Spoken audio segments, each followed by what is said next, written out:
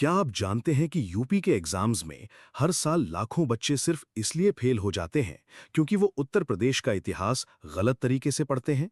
जी हां, अगर आपने यूपी का इतिहास ढंग से नहीं पढ़ा, तो समझ लीजिए आपका सिलेक्शन खतरे में है। स्वागत है दोस्तों, आपके अपने चैनल शिक्षा भारत बाय एसआर पर। आज मैं आपके लिए लेकर आया हूं उत्तर प्रदेश के इतिहास और पुरातात्विक स्थलों की एक one stop revision master class. इस वीडियो में हम प्राचीन काल यानी एंशिएंट से लेकर मध्यकालीन मेडिवल, आधुनिक यानी मॉडर्न और आजादी के बाद पोस्ट इंडिपेंडेंस तक का पूरा यूपी कवर करेंगे। जरा इस नक्शे को देखिए। इसमें हमारे स्वतंत्रता संग्राम और ऐतिहासिक संघर्षों के प्रमुख केंद्र जैसे कानपुर, काकोरी, लखनऊ, जौनपुर और सारनाथ का धमेक स्तूप साफ दिखाई दे रहे हैं।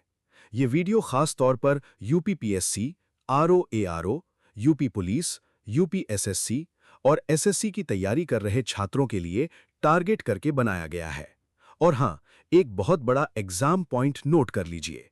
इस पीडीएफ से सीधे सीधे प्रश्न परीक्षा में पूछे जाते हैं, तो बिना स्किप किए अंत तक बने रहें।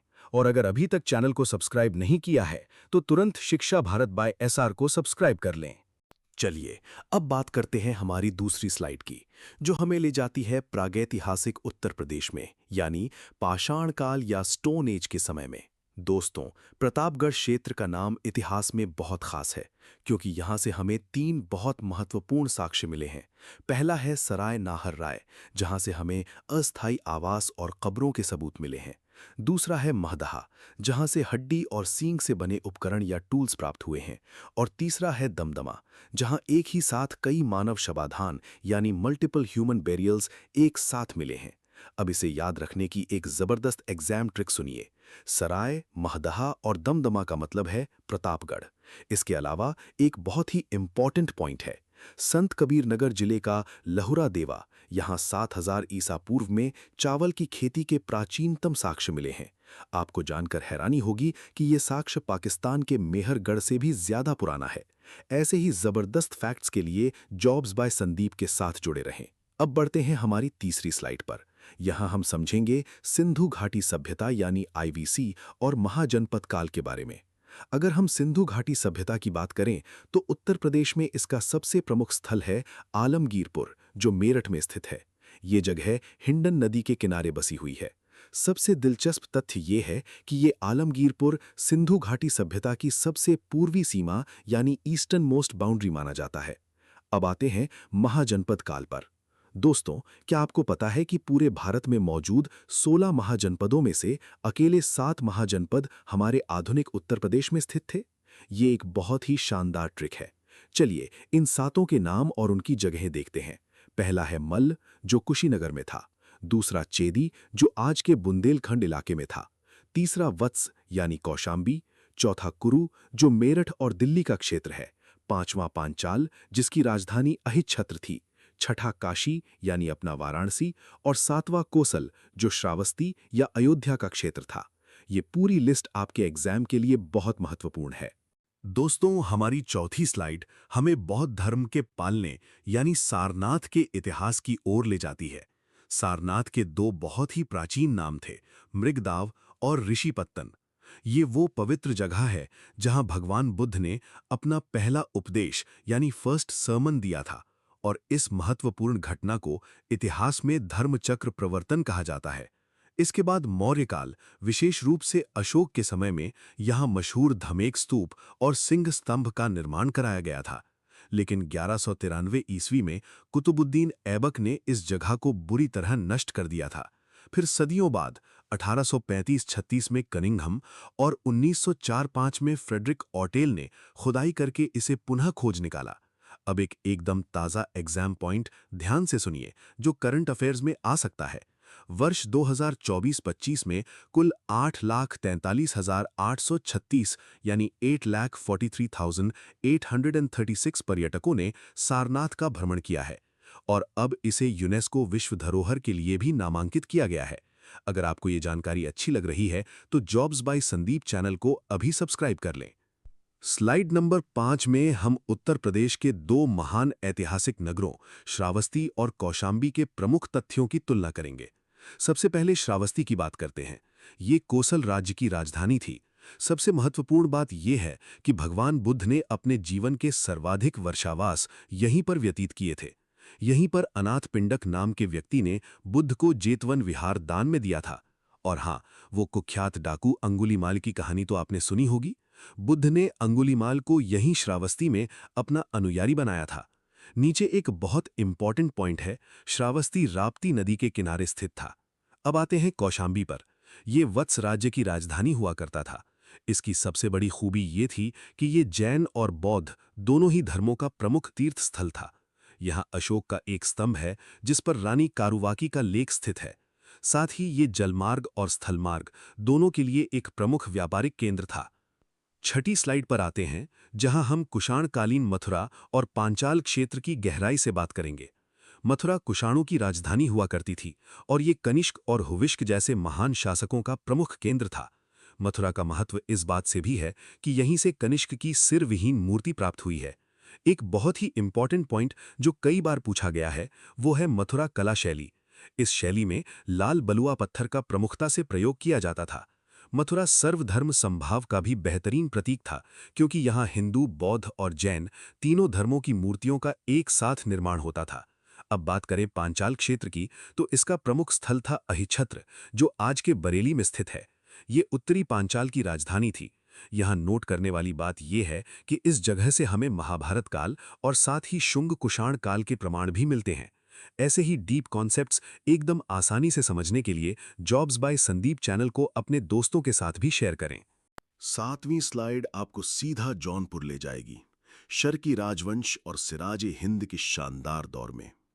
कहानी शुरू होती है 1359 ईस्वी से, जब फिरोज शाह तुगलक ने अपने चचेरे भाई जौना खां यानी मोहम्मद बिन तुगलक की याद में जौनपुर शहर की स्थापना की थी। ध्यान दें, यहीं से पिछले सालों का PYQ भी बनता है कि जौनपुर शहर की स्थापना किसने की थी। उत्तर है फिरोज शाह तुगलक। इसके बाद 1394 में मलिक सरवर ने शर्की राजवंश की नींव रखी और मलिक उश शर्क यानी पूर्व का स्वामी की उपाधि ली। लेकिन इस वंश का स्वर्ण युग यानी गोल्डन एज इब्राहिम शाह शर्की के समय 1402 से 1440 को माना जाता है। उसी के समय जौनपुर को सिराज हिंद कहा गया और 1408 में मशहूर अटाला मस्जिद का निर्माण हुआ। फिर आए महमूद शाह शर्की, जिनकी पत्नी बीबी राजी ने लाल दरवाजा मस्जिद बनवाई। इस वंश का अंतिम शासक हुसैन शाह शर्की था, जिसे हराकर सिकंदर लोदी ने जौनपुर को वापस दिल्ली सल्तनत में मिला लिया। चलिए, अब स्लाइड नंबर 8 के साथ हम अवध के नवाबों के इतिहास में प्रवेश करते हैं। यह है स्थापना से लेकर बक्सर के युद्ध तक का भाग 1। अवध के स्वतंत्र राज्य के संस्थापक थे सआदत खान बुरहानुल मुल्क, जिन्होंने 1722 से 1739 तक राज किया और फैजाबाद को अपनी पहली राजधानी बनाया। उनके बाद आए सफदरजंग 1739 से 1754, जो मुगल सम्राट के वजीर भी बने। आपको बता दूं कि दिल्ली में जो मशहूर सफदरजंग का मकबरा है, वो इन्हीं का है। इसके बाद गद्दी पर बैठे शुजा-उद-दौला 1754 से 1775। इन्होंने 1764 के ऐतिहासिक बक्सर के युद्ध में मीर कासिम और शाह आलम द्वितीय का साथ दिया, लेकिन उनकी हार हुई। नतीजा क्या हुआ? 1765 में उन्हें अंग्रेजों के साथ इलाहाबाद की संधि करनी पड़ी। और यहाँ पर एक बहुत ही इंपॉर्टेंट पॉइंट है। इसी इलाहाबाद की संधि से अवध पर ब्रिटिश प्रभाव पूरी तरह से शुरू हो गया था। दोस्तों, इतिहास की ये सारी कड़ियां जोड़ना ही शिक्षा भारत बाय SR का मकसद है, इसलिए चैनल से जुड़े रहें।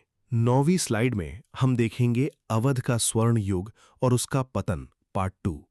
शुजा-उद-दौला के बाद आए आसफ-उद-दौला 1775 से 1797। इन्होंने सबसे बड़ा काम ये किया कि राजधानी को फैजाबाद से हटाकर लखनऊ ले आए। इनके शासनकाल को कला का स्वर्ण युग कहा जाता है, क्योंकि इसी दौरान लखनऊ की मशहूर गंगा जमुनी तहजीब का विकास हुआ। निर्माण की बात करें तो इन्होंने बड़ा इमामबाड़ा, जिसे हम भूल भुलैया कहते हैं, और रूमी दरवाज़ा बनवाया। इनकी दानशीलता यानी चैरिटी इतनी मशहूर थी कि कहावत बन गई, जिसको न दे मौला उसको दे आसफ-उद-दौला। इसके बाद हम सीधे आते हैं अवध के अंतिम नवाब वाजिद अली शाह पर। ये अख्तरपिया के उपनाम से कविताएं लिखते थे और इन्होंने कत्थक और ठुमरी को बहुत संरक्षण दिया। लेकिन अवध का पतन भी इन्हीं के समय हुआ। 1856 में लॉर्ड डलहौजी ने उन पर कुशासन का झूठा आरोप लगाकर अवध को ब्रिटिश साम्राज्य में मिला लिया। 10वीं स्लाइड आपके लिए एक शानदार क्विक रिवीजन है। इसमें हम शर्की वास्तुकला यानी जौनपुर और नवाब वास्तुकला अवध लखनऊ की तुलना करेंगे।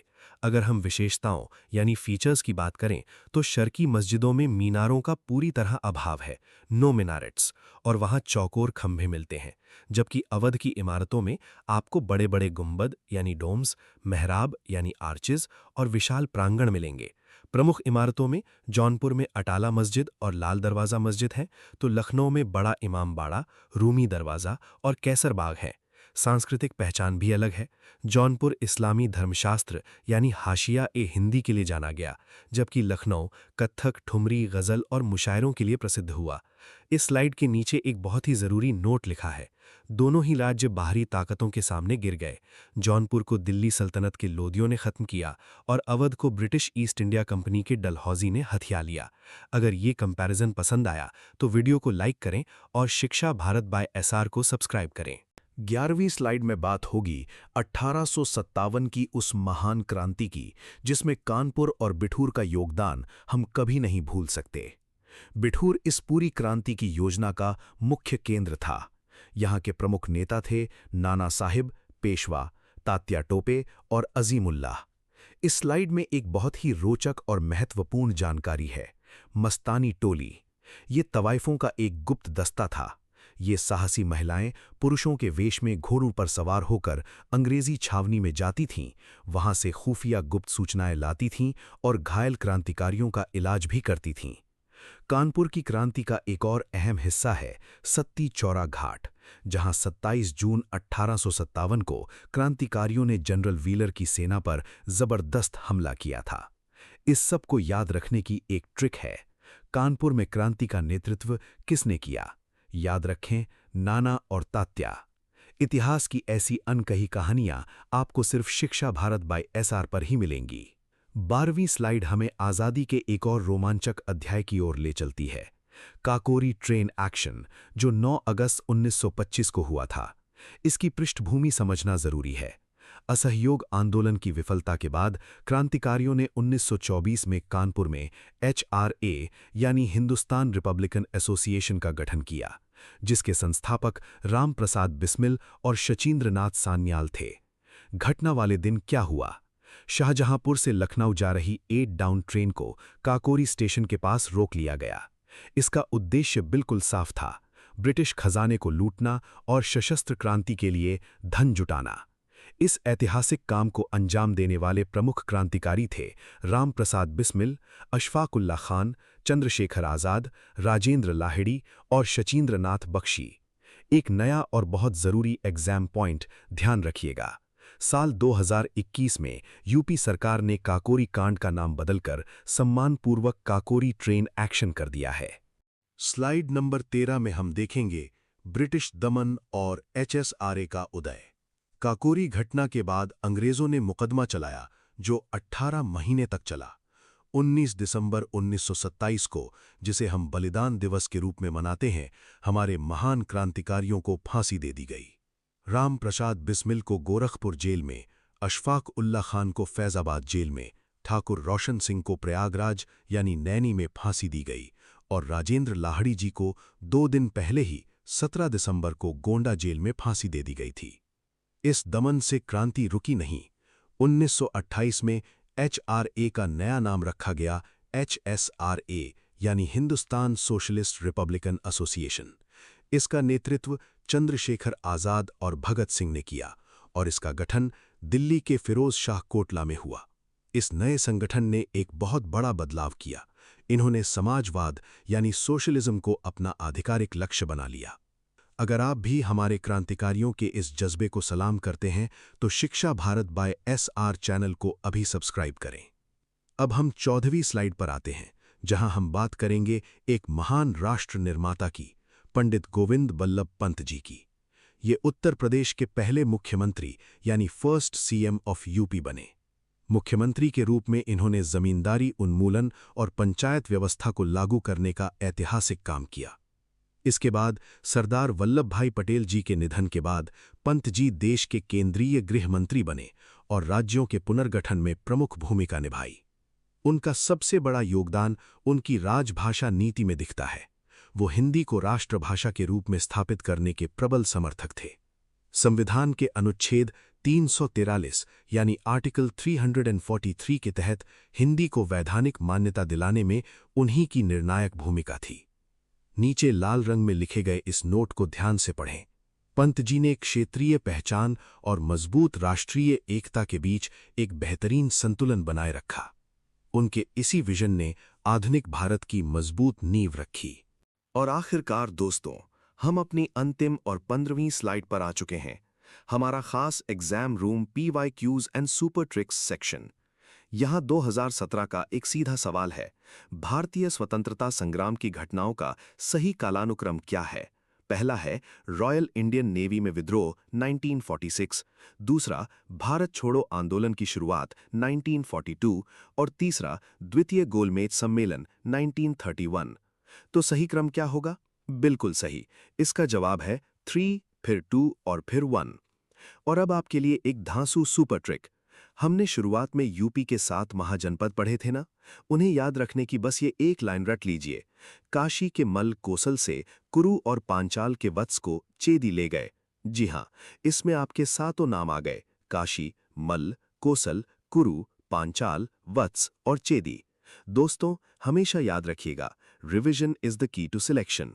अगर आपको ये मास्टर क्लास फायदेमंद लगी तो अभी शिक्षा भारत बाय SR को सब्सक्राइब करें, वीडियो लाइक करें और कमेंट में बताएं कि आपको कौन सी ट्रिक सबसे अच्छी लगी। जय हिंद।